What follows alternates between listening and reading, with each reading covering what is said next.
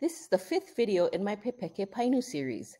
Please watch the first 4 Pepeke Painu videos before watching this one.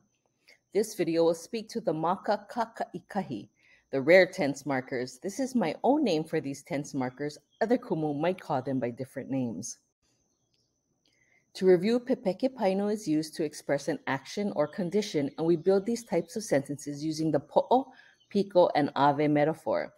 The maka kaʻikahi, or rare tenses, are the past progressive tense, a present tense happening far away, and the whenever tense.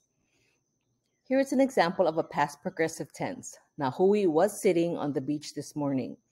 The past progressive tense indicates continuing action, something that was happening at some point in the past.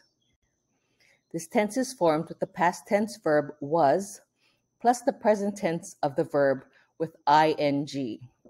The past progressive tense in this example is was sitting. Keeping our octopus metaphor in mind, remember that the po'o begins every sentence. What is the po'o of the Pepeke Painu?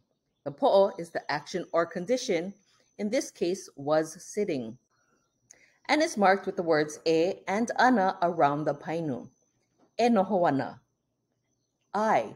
This maka painu or tense marker is the same maka painu as the future tense. As you get more familiar with our olelo, you'll be able to tell the difference between past progressive and future tense based on context. Next is the piko. Who or what is the piko? The piko is the main character or subject of the sentence, nahui, and because nahui is a name, we begin the piko with okina o nahui. The sentence has 2 ave, on the beach, and this morning. How do we translate on the beach? I or ma ke kahakai. E noho ana o nā hui I ke kahakai, or e noho ana o nā hui ma ke kahakai. The final ave is this morning. How do we translate this morning? I ke yaka kahiaka. Did you remember the amilauka? Nahui was sitting on the beach this morning uses the past progressive tense. E noho ana o nā hui I ke kahakai I ke yaka kahiaka. The next maka kaʻikahi rare tense marker is the present tense that is happening far away. Nahui is sitting far away on the beach. For a typical present tense Pepeke Painu, we would translate this sentence as ke noho nei o nā hui I ke kahakai, ke noho nei o nā hui ma ke kahakai. Sometimes, though, we want to indicate that the action is happening far away. To indicate a present tense that is happening far away, use ke and dala around the painu. Nahui is sitting far away on the beach. Ke nohoala o nā hui I or ma ke kahakai. The last maka kaʻikahi rare tense marker is the whenever tense. For example, whenever Nahui surfs, he is hungry. To translate this sentence, we'll treat it as 2 separate sentences. Whenever Nahui surfs and he is hungry. Let's translate the first half. Whenever Nahui surfs. What is the painu of this phrase? The painu is the action or condition, surfs, which is he'enalu. The maka painu tense marker is the word ke.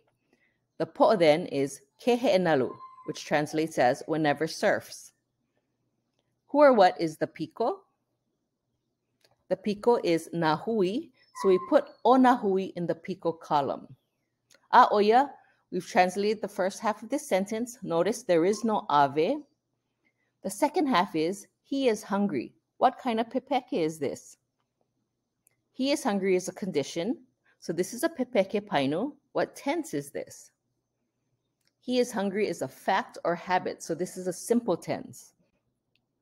He is hungry. The po'o is the action or condition, hungry, or pololi. Now the piko or main character, oya. Whenever Nahui surfs, he is hungry. Ke he'enalu o Nahui pololi oya. To review, the past progressive tense uses e and ana around the painu.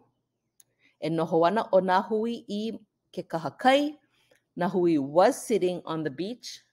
The present tense, far away, uses ke and ala around the painu. Ke nohoala o Nahui I ke kahakai. Nahui is sitting far away on the beach.